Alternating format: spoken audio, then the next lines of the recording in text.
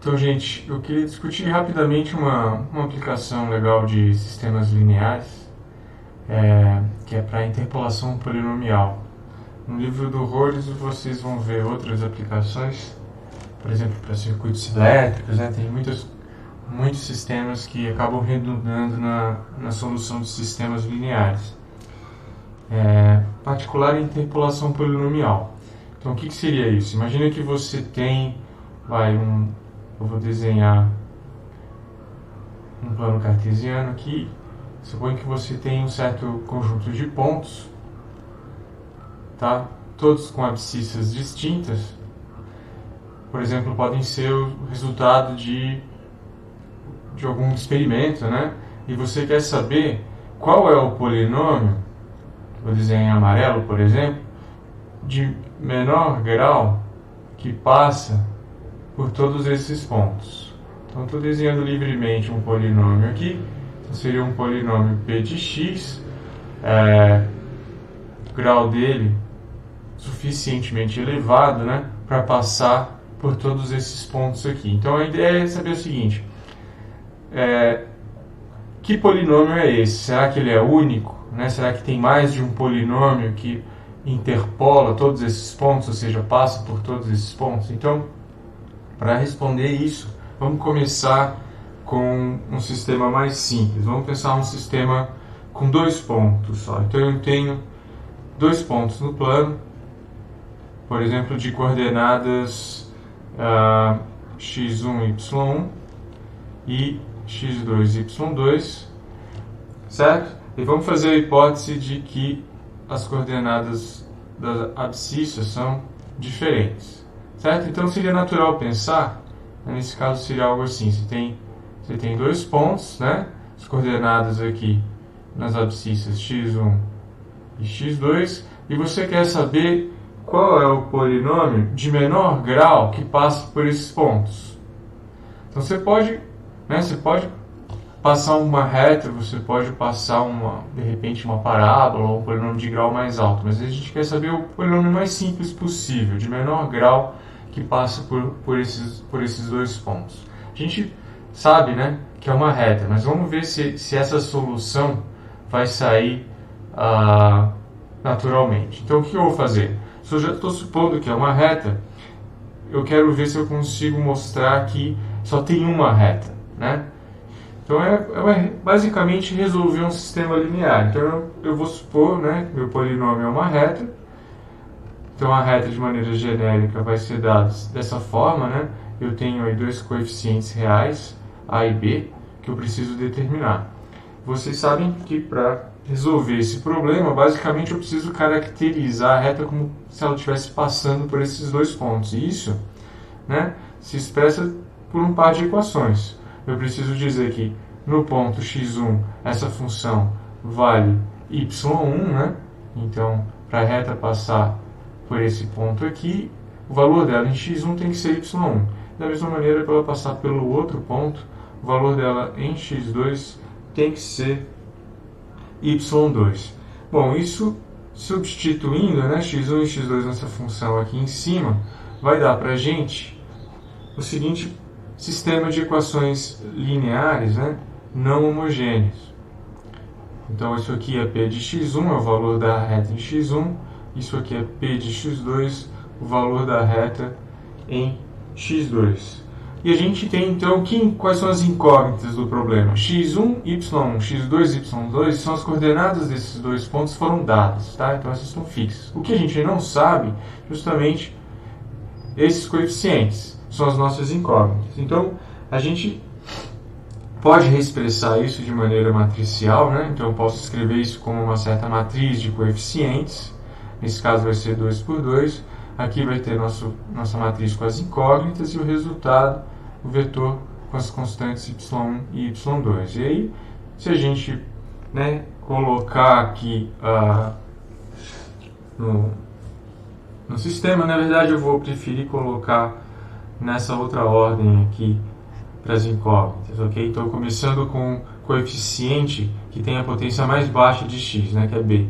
Então, está claro pela primeira equação, vai ficar assim, e a segunda equação vai ficar vai ficar assim, e a segunda equação vai ficar assim. Então, essa forma matricial aqui corresponde a esse sistema linear. E a gente já sabe, né, de sistemas lineares, o que a gente faz para resolver.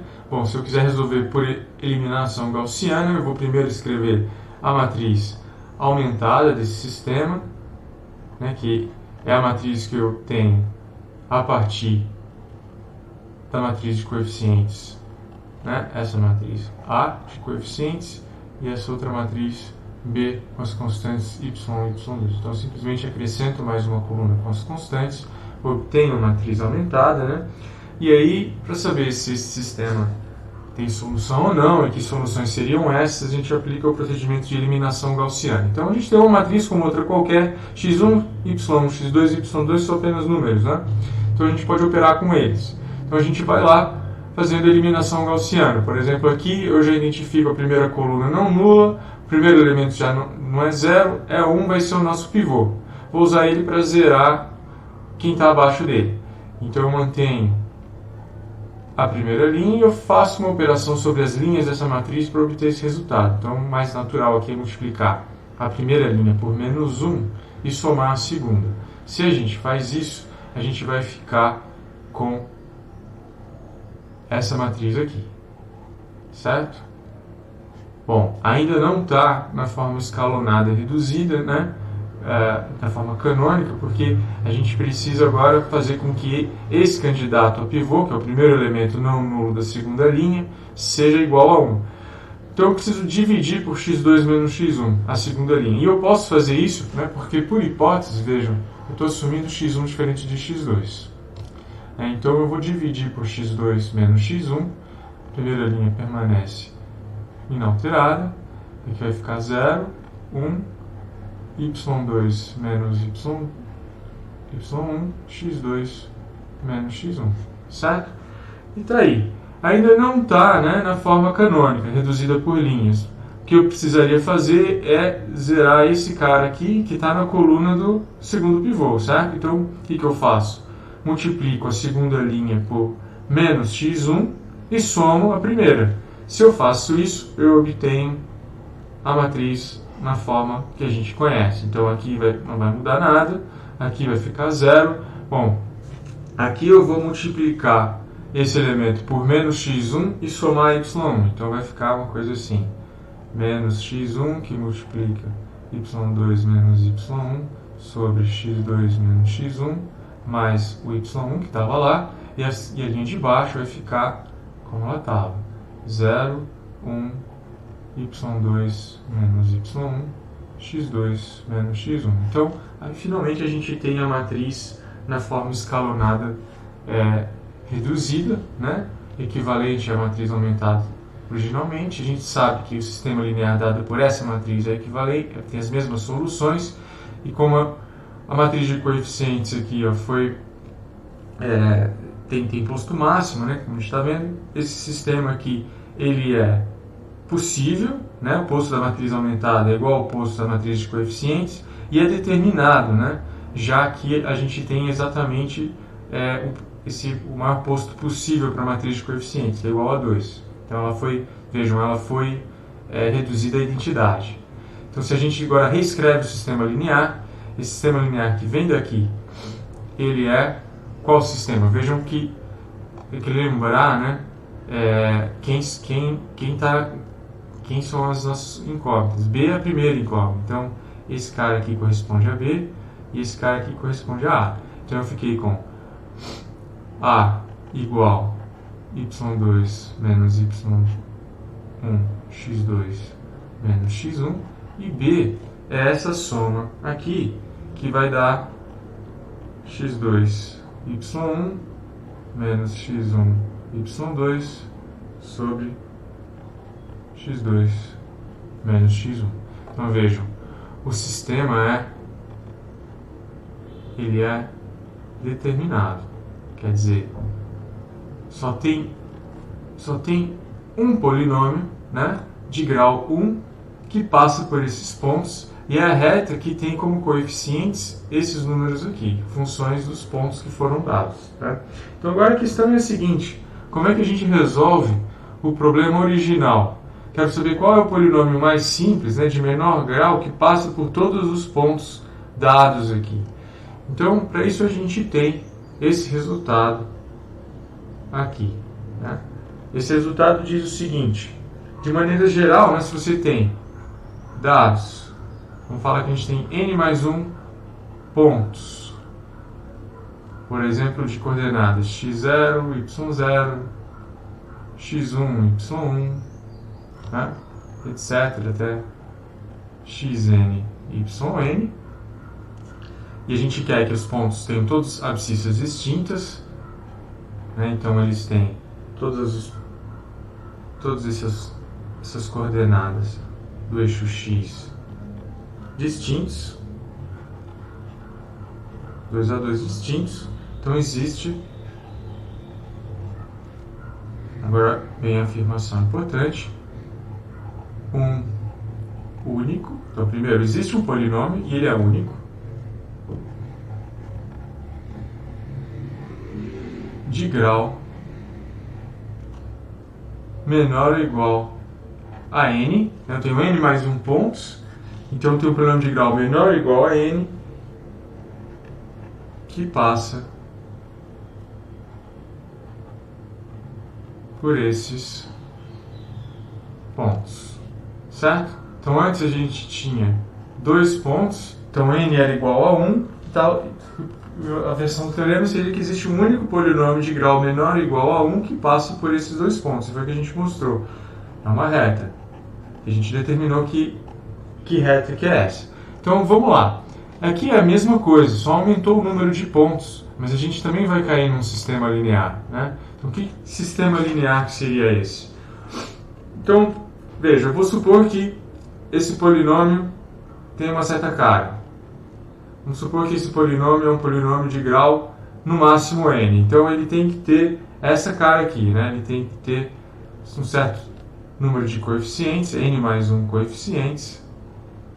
Então escrevendo ele nessa forma canônica, ele vai ter essa cara. E eu quero mostrar, né, que de fato existe um único polinômio de grau no máximo n que passa por todos os pontos dados, né, que interpola todos esses pontos. Então, dizer que ele interpola todos aqueles pontos é dizer que ele é um polinômio interpolador. Então a gente supõe que esse cara é um polinômio interpolador, ou seja, ele passa por todos os pontos, ele tem que satisfazer, né, todas essas equações aqui. Em x0 ele tem que valer y0, em x1 ele tem que valer y1 e assim por diante. Em xn ele tem que valer yn, ele tem que passar por todos os pontos, né? Mas esse conjunto de n mais uma condições aqui, né, vai me dar exatamente, né, substituindo, por exemplo, p de x0 aqui, para calcular p de x0, eu vou obter um sistema de equações lineares, que é esse aqui.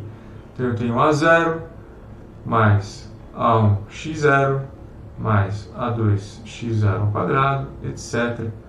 a n x0 elevado a n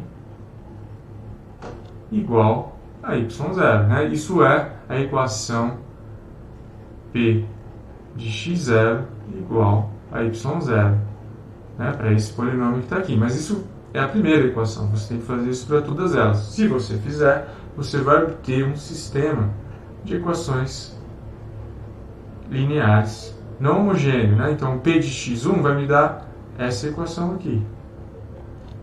Essa outra equação linear. A n x1 elevado a n igual a y1. E assim por diante, né? Você faz isso para todas elas, até a última, né? P de xn igual a yn, e você vai obter essa outra equação linear aqui. A2xn ao quadrado, etc. a n xn elevado a n é igual a yn. Então, a gente obtém, né, todas essas n mais 1 equações, certo? Para n mais 1 incógnitas. As nossas incógnitas quem são? Eu quero determinar esse polinômio, então eu quero determinar quem são esses coeficientes. Eu tenho n mais 1 deles. Então, possivelmente, esse sistema também é determinado. O que a gente faz? Ora, a gente precisa analisar, né, a matriz aumentada. Exatamente como a gente fez no sistema 2x2, que apareceu para a reta, né? Então, a gente vai escrever isso aqui na forma matricial. Então, a gente vai ter uma matriz grande aqui, com todos esses coeficientes. De novo, eu vou enumerar esses coeficientes de tal forma que as incógnitas vão ser dadas por um vetor A0, A1, A2, etc. a uma n mais uma ênupla, né, de números reais. Então, tem uma matriz grande aqui, acho que é melhor escrever ela primeiro assim, e ela está multiplicando o nosso vetor de incógnitas. Vou começar com A0, A1, A2, etc. a n. E o resultado disso é uma outra matriz coluna, que é a matriz com as constantes. Certo? E aqui vão, então, os coeficientes. Então, eu tenho A0 multiplica 1, depois A1 multiplica x0, depois A2 x0 ao quadrado, e assim por diante, até x0 elevado a n. Segunda linha é semelhante, certo? Até x1 elevado a n, x2, mesma coisa, x2 elevado a n, até a última linha dessa matriz, que é a coordenada xn. Então, xn ao quadrado, etc., até xn elevado a n. Então, vejam, eu tenho essa matrizona aqui de coeficientes que envolvem só as abscissas dos pontos que foram dados, né? E eu quero saber se esse sistema tem solução única ou não, ou se ele tem solução em primeiro lugar. Essa matriz que aparece aqui, ela tem um nome especial, tá?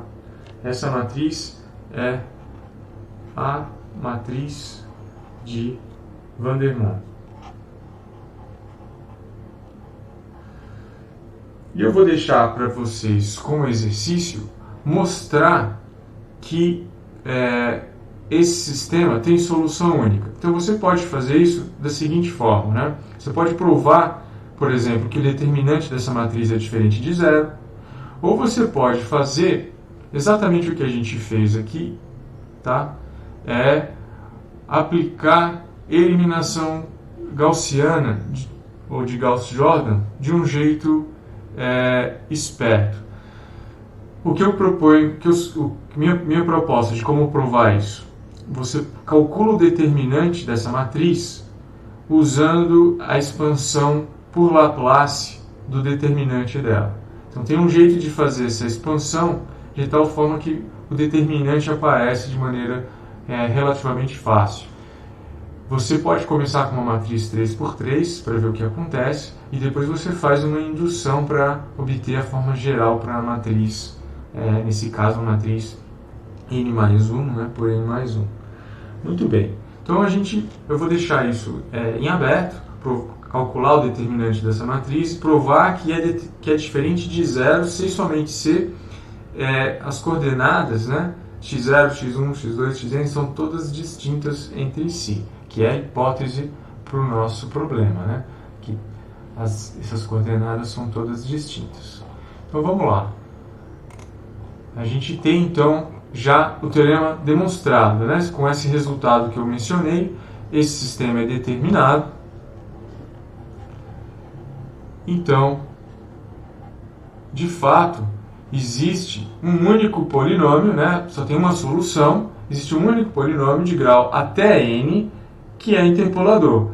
Ele não precisa ter grau n, pode ser que o coeficiente a n seja zero nessa solução, certo? Ele pode ter um grau menor do que o número de pontos lá, n mais 1.